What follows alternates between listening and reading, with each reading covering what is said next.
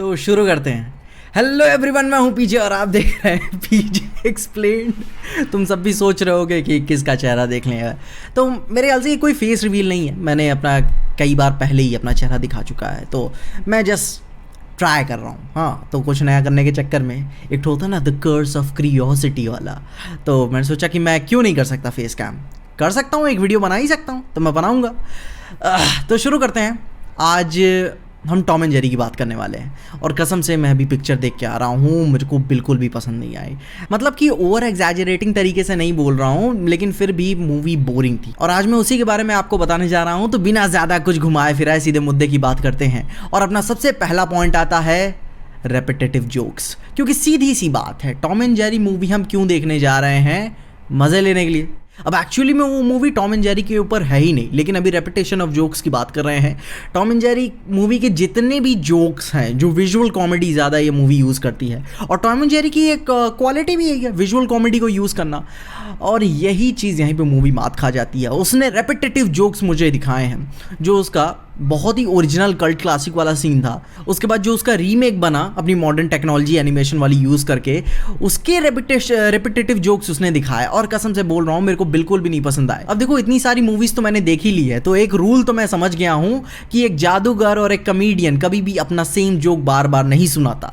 तो जितने भी पुराने क्लासिक जोक्स थे उसे मूवी बार बार यूज़ कर रही है। क्यों तुम कुछ इनोवेटिव नहीं कर रहे हो? टॉम एंड जेरी इतना बड़ा शो है कि मुझे बताने की ज़रूरत नहीं है। आज तक उसके शोज़ टीवी पे टेलीकास्ट होते रहते हैं और जब मैं 10 साल का था तब भी मुझे पसंद है, तब भी हंसता था, और आज मैं 20 साल का हूं तब भी हंसता हूं। टेक्निकली 21 साल का हूं, मगर फिर भी ठीक है। अब इसी के साथ साथ जब रेपिटेशन ऑफ जोक्स है तो ये बोरिंग चीज़ हो जाती है। बार बार चीज़ें आप एक ही चीज़ को बार बार दिखा रहे हो, वही चीज़ याद करने लगती है कि आपने नया क्या किया। यही चीज़ तो हम पहले भी देख चुके हैं। अब इसी के साथ साथ एक और बहुत ही अच्छा पॉइंट आता है जिसको ज़्यादा लोगों ने अपने रिव्यूज़ में कंसिडर नहीं किया है, जो कि है killing comedy when trying to be safe. क्योंकि इस चीज़ के ऊपर मैंने अपने कई सारे पॉडकास्ट में बात की है कि कॉमेडी मर रही है सेफ रहने के चक्कर में, और ये मूवी पता नहीं क्यों ये मूवी सेफ रहने की कोशिश करती है और अपने सेफ रहने के प्रोसेस को एक्सप्लेन भी करती है। जैसे कि पेटा के बारे में बताती है, जेंडर फ्लूइड रहने के बारे में बताती है, डिस्क्रिमिनेटरी प्रैक्टिसेस के बारे में बताती है, और मूवी के शुरू में ही हमें एक फिश वाला जोक सुनने को मिलता है। क्यों? मेरे ख्याल से वो जोक भी नहीं है, मैं क्यों जानूँ उसके बारे में? मैंने क्या बचपन से कभी उसके बारे में सवाल उठाया, उसके कैरेक्टराइजेशन के बारे में कि किस तरह का जेंडर है क्या नहीं है? बाय द वे उसके ट्रेड्स तो मेल जैसे दिखते हैं, मगर जेंडर फ्लूइड ये सारी चीज़ें एक्सप्लेन करने की क्या जरूरत थी? हमने कभी इसके सवाल के जवाब नहीं मांगे। तो मेरा यही कहना है कि जब आप इतना सेफ रह के खेलने की कोशिश करते हो कि लोगों का आपको बैकलैश ना मिले, तो भाई आप अपने क्रिएटिविटी को लिमिट कर रहे हो। कितनी सारी चीज़ें आपने, मैं जान रहा हूँ कि आपने जानबूझ के काट दी होंगी कि आपको जब इतना सारा, जब पेटा है, जेंडर फ्लूइड है, डिस्क्रिमिनेटरी प्रैक्टिसेस के बारे में आपने बात की है, क्यों की है? कि आपको सेफ रहना है। और इसी के साथ एक और बहुत ही बेहतरीन पॉइंट आता है कि वाई डू वी केयर, और मूवी इसी का बहुत ही बुरे तरीके से फ़ायदा उठाती है। मैं जानता हूँ टॉम एंड जेरी के हमें उनके फाइट्स की मीनिंग जानने का कोई मतलब नहीं है, क्योंकि जिन मुद्दों पे वो लड़ते हैं वो बहुत ही सिली होते हैं। अब यूट्यूब पे जितने भी आपको क्लिप्स देखने को मिल जाएंगी वो पूरी स्टोरी की नहीं होती, क्योंकि हमें वो पूरी स्टोरी जाननी भी नहीं है, वो छोटी छोटी क्लिपिंग्स ही होती हैं, हमें उनके झगड़े देखने हैं। मगर ये बात मूवीज़ के लिए अप्लाई नहीं होती। और जैसे मैंने आपको शुरू में ही बता दिया कि मूवी टॉम एंड जेरी पे है ही नहीं, ये मूवी है बाकी साइड कैरेक्टर्स के ऊपर। क्योंकि जब मूवी शुरू होती है तो टॉम और जेरी का दोनों का मोटिवेशन हमें अलग अलग दिखाया जाता है कि वो न्यूयॉर्क सिटी में किस मकसद से आए हैं। सबसे पहले न्यूयॉर्क सिटी में जो टॉम आता है उसको म्यूजिशियन बनना है, वो अपने आप को होर्डिंग्स पे, बड़े बड़े होर्डिंग्स पे देखता है कि भाई मैं भी कभी इस तरह बनूंगा। और जो जेरी है उसके पास पैसे कम है मगर उसे घर अच्छा चाहिए, बड़ा चाहिए। तो जब दोनों के मोटिवेशन हमें जानने को मिलता है कि हाँ चलो ठीक है, दोनों को ये अपने इस कहानी में अचीव करना है, मगर धीरे धीरे जैसे ही कहानी बस 10 मिनट के बाद ही अपना सारा मोटिवेशन भूल जाती है। टॉम एंड जेरी दोनों पैसा चाहते हैं, अपने जिंदगी में आगे बढ़ना चाहते हैं, मगर फिर भी उनकी कहानी का मतलब चेंज हो जाता है। और ज्यादातर टाइम मैं केयर भी नहीं कर रहा था, क्योंकि मूवी बहुत ही तेज तरीके से अपना इंटरेस्ट खो देती है। ये मूवी एक्चुअल में, जो उसका एक और भी बहुत ही बड़ा पॉइंट है कि मूवी क्रिंज होती है और absurd slapstick कॉमेडी होने के साथ साथ ये कूल देखने की कोशिश करती है। टॉम एंड जेरी को आप कब कूल देखे हो? ये कोई एनिमे की क्लासिक फाइट नहीं चल रही है कि जहां दोनों कैरेक्टर्स लड़ते रहते कूल दिख रहे हैं। टॉम एंड जेरी कभी भी, टॉम एंड जेरी का अगर आप कितने भी पियानो बजाने वाला सीन देख लोगे, ये मूवी वाला नहीं जो अपना क्लासिक था, वहां पे टॉम जब अपना पियानोस बजाना को कोशिश करता है, यहां तक कि म्यूजिक उसे कॉम्प्लीमेंट करता है, और उसे जब तक दोनों की लड़ाई भी नहीं होती तब भी दोनों फनी दिखते हैं। अपनी अपनी जगह पे। टॉम प्रोफेशनल दिखने की कोशिश में बहुत ही फनी लगता है, मगर यहाँ जब मूवी में वो पियानो बजा रहा है तो यहाँ पे कोई मतलब नहीं है। मैं ये नहीं कह रहा हूँ स्लैपस्टिक कॉमेडी बुरी होती है, मगर आप इसमें इसको कूल दिखा रहे हो। इस मूवी में कई सारे ऐसे सीन्स है जहाँ पे कैरेक्टर्स कूल दिखने की कोशिश करते हैं, स्पेशली जेरी। ये कैरेक्टर्स क्यों कूल दिखने की कोशिश कर रहे हैं? ये जब सिली हरकतें करते हैं तो अच्छा लगता है, तो फनी लगता है इनके बारे में। और इसी के साथ साथ जो इनकी कहानी में जो कॉमेडी चल रही है बाकी सारे साइड्स कैरेक्टर को लेकर, जो कि बहुत बड़े बड़े कॉमेडियन हैं, और मैं जान रहा हूँ कि उन्होंने ये मूवी क्यों साइन की होगी, क्योंकि ये टॉम एंड जेरी की मूवी है, बहुत बड़ी मूवी है। डायरेक्टर भी अपने बहुत ही बड़े हैं जिन्होंने राइड अलोंग और फैंटास्टिक फोर जैसी मूवीज़ को डायरेक्ट किया है,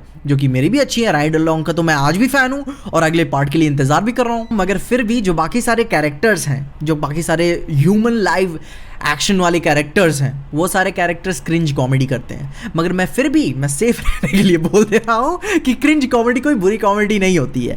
द ऑफिस सीरीज इसी भी फेमस है और मुझको अच्छा लगता है। क्रिंज कॉमेडी का मतलब ऐसे हल्के से समझ लो कि जस्ट लाइक कि कोई कैरेक्टर अपने आप को एम्बैरस कर रहा है, और मूवी में एक बहुत ही बेहतरीन कैरेक्टर है इस बात को समझने के लिए, जो बहुत ही शांति से खड़ी हो जाती है कहीं भी आके और सबको चौंका देती है। जो कैरेक्टर अपने आप को एम्बैरस कर देता है, फिर बोलता है कई सारी चीज़ें ओवरली एक्सप्रेस करता है अपनी बातों से, मगर फिर भी उसके बातों पे कोई ध्यान नहीं देता, और जब वो सबको एम्बैरस कर चुका होता है तो फिर वहाँ से चला जाता है। That's some sort of like a cringe comedy. और इसी से मैं ये कहना चाहता हूँ कि बाकी सारे कैरेक्टर्स अपने आप को एम्बैरस कर रहे हैं। इतनी बेहतरीन एक्ट्रेस हैं और खूबसूरत है, क्यों क्रिंज कॉमेडी कर रही हो? बहुत ही पोटेंशियल है तुम्हारे अंदर कसम से, मगर सिर्फ आँख बड़े करके एक्सप्रेशंस दिखा दे रहे। व्हाई?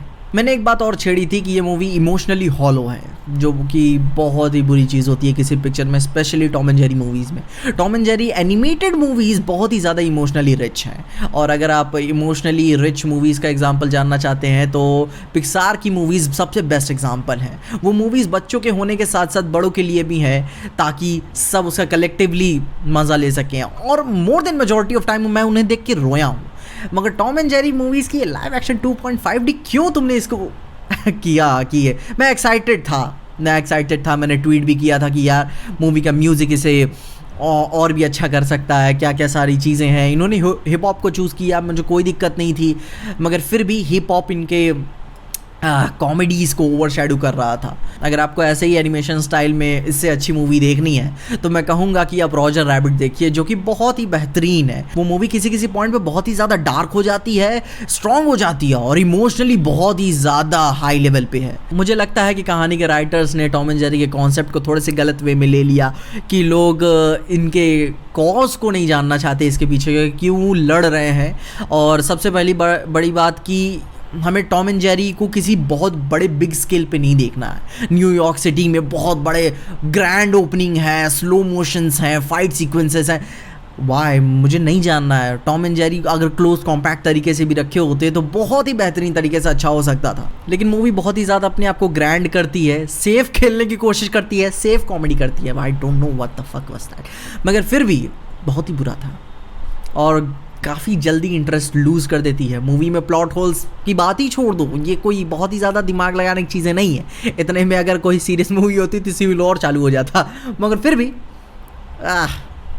मैं इसे दोबारा देखना पसंद नहीं करूँगा। बस ये कर रहे हैं, खेल रहे हैं। मेरे को बस क्लाइमैक्स इनका, जब ये प्रिंसेस को जिनकी शादी होने वाली रहती है उनको जब कैप्चर करने कैप्चर नहीं सॉरी मतलब कि जब उन्हें एक्चुअल गार्डन वाले वेडिंग डेस्टिनेशन प्लेस पे लेके जाने जाते हैं, तो वो थोड़ा सा प्रोसेस इंगेजिंग था, मगर फिर भी वो थोड़ा सा ग्रैंड होने के कारण वो फील नहीं दे पाया।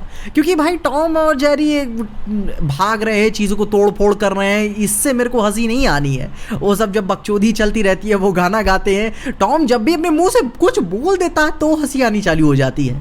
मगर फिर भी राइटर्स ने कुछ नया करने की कोशिश की ही नहीं है, सिवाय एक नई कहानी चूज़ करने को। उन्होंने जोक्स वही सेम सारे यूज़ किए हुए हैं जो हम पहले देख चुके हैं।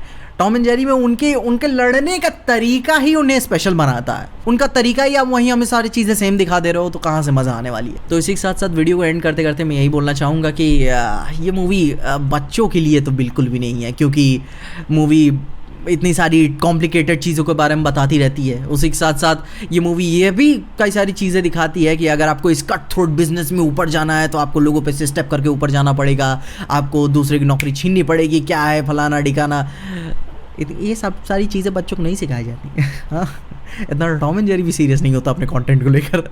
और मूवी में एक चीज़ एक्चुअली बीच में मुझे बहुत ही ज़्यादा फनी लगी, उसका एक सेटअप कि जो बर्ड्स होते हैं, डायरेक्टर खुद ही मूवी में बर्ड बना हुआ है, वो एक्चुअली में समझा रहा है कि अब तक क्या हुआ कहानी में, मतलब कि हम भूल ना गए हो। तुमने कहानी ही ऐसी क्यों लिखी कि हम सब भूलेंगे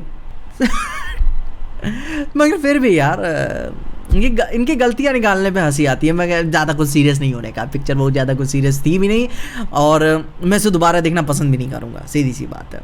वैसे अच्छा फास्ट एंड फ्यूरियस देख लूँ, भले ही सही बकचोदी लगती है लेकिन फिर भी मज़ा आती है, मेरे पर्सनली अच्छी है। और हाँ, राइड अलॉन्ग भी देख लूँगा।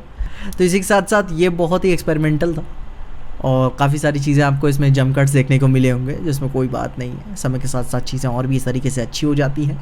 और जिन लोगों को मेरा चेहरा पसंद नहीं आया होगा, मैं बाइज्जत उन्हें कहना चाहता हूँ फक यू। और हाँ, बीच में डाल देता हूँ, अगर आपको इस वीडियो में कुछ भी बातें अच्छी लगी, खुशी या मज़ा है तो कमेंट कर देना उसके बारे में, या फिर अगर आपको कुछ पॉइंट्स इंक्लूड करने हैं जो शायद मैंने नहीं किए हों, जो आपने केयर किए हों, तो वो भी मेंशन कर देना। मुझे पढ़ना बहुत अच्छा लगता है आप सबके कमेंट्स, जितनी ज़्यादा क्रिएटिविटी होती है कमेंट्स में मुझे बहुत अच्छा लगता है। और अगर आपको ये वीडियो अच्छी लगी तो इस वीडियो को लाइक कर देना, मेरे चैनल पे नया आ गया हो तो सब्सक्राइब कर देना, और अगर ज़्यादा ही अच्छी लग गई तो अपने दोस्तों शेयर कर देना, फैमिली वालों शेयर मत करना क्योंकि गड़बड़ हो जाती है।